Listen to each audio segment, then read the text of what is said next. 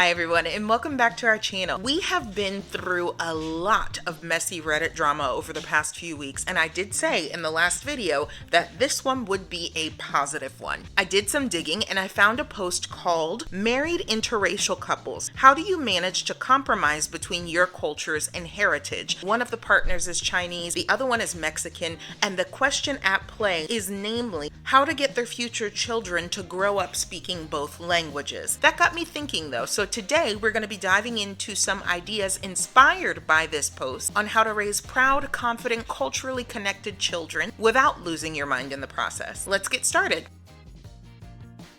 Language is probably the most popular, if not the most obvious way to connect a child from one culture to another. And you've got several options to make it happen. First, you can try the one parent, one language approach. Each parent consistently speaks their own language to their children. You can also try contextual language use, meaning one language during meals, another during bedtime, etc., etc. This third suggestion I can see people feeling a little uncomfortable with, to be the number one person training and educating and speaking to your children. It can get exhausting on top of having to be a parent on an everyday basis, your job, whatever other responsibilities you have in the day. And if you're not consistent, you can't expect your children's growth to be consistent either. So don't shy away from potentially using tutors, enrolling your kids in classes, or even using media like songs, books, and movies in both languages. And the benefits go way beyond communication. Bilingual kids tend to be more creative, better problem solvers, and more empathetic. Plus, they can connect with family members who don't speak the dominant language.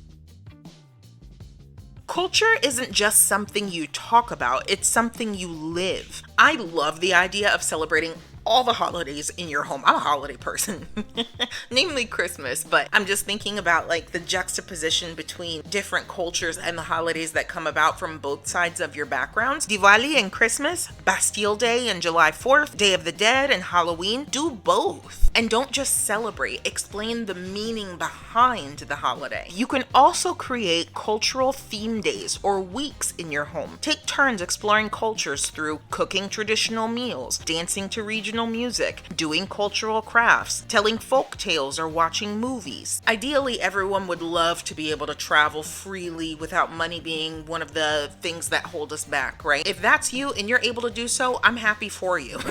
But also, travel back home as much as possible. Even if you're unable to travel, you can still do virtual field trips or go to cultural museums that highlight the experience of your people or your background. For a more local approach, you can always visit local festivals that represent your cultures. They're a great immersive way for kids to see their culture proudly represented in the community and potentially connect to friends from the same background.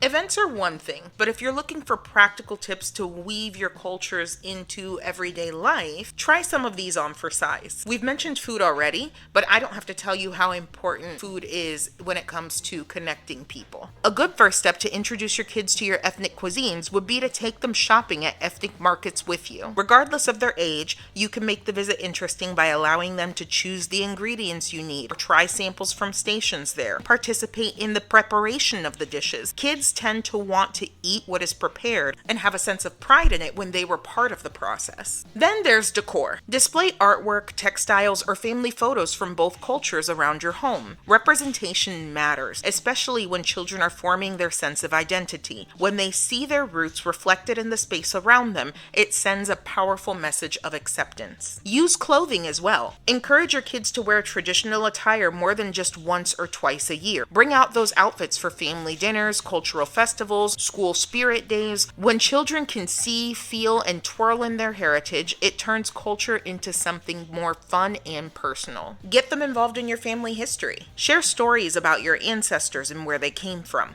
Create a family tree together, or pass down a beloved recipe with a story behind it. If your kids have living grandparents, tap into that treasure trove. Record their memories, cook alongside them whenever possible, or ask them to teach traditional games or songs to your children. Have those deep deeper conversations about values, like why one culture might emphasize respect for the elderly, while another emphasizes independence and forming your own path. Helping your kids understand the why behind the reason that we do things differently or we do things uniquely or not like everyone else around us will give them the education and the courage that they need to then educate others when necessary.